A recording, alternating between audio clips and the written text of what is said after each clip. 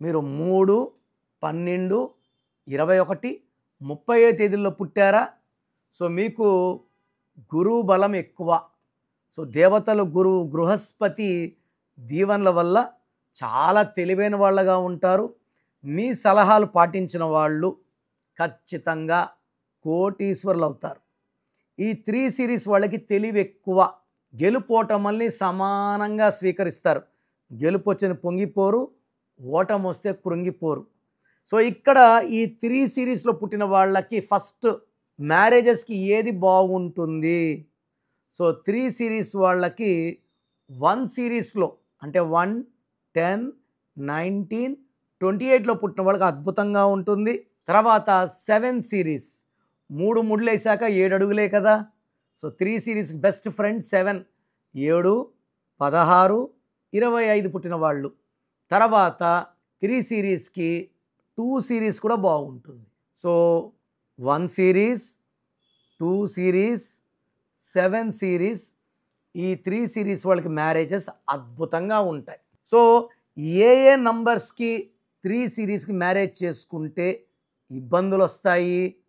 So 3 అంటే దేవతల గురువు జూపిటర్, బృహస్పతి. ఇతనికి 2 శత్రువులు ఉన్నారు. ఒకటి 5లో పుట్టిన వాళ్ళు.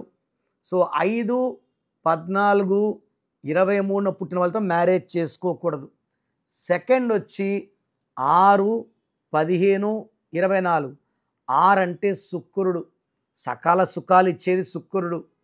శుక్రుడికి అధిపతి వీనస్.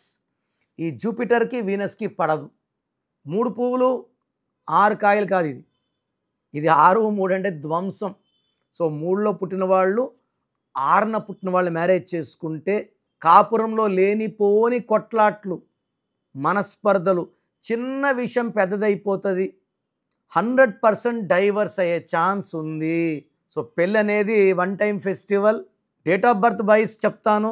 పేరు బలం చూసి కూడా మ్యారేజ్ చేసుకోవచ్చా లేదా?